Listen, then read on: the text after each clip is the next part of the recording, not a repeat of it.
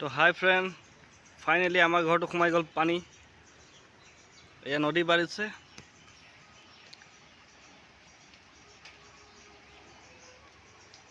আপোনালোকে দেখি আছে, প্ৰত্যক্ষ কৰি আছে।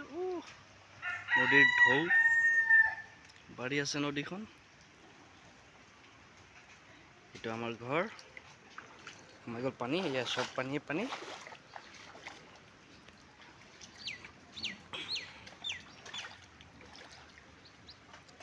আমাৰ খেতি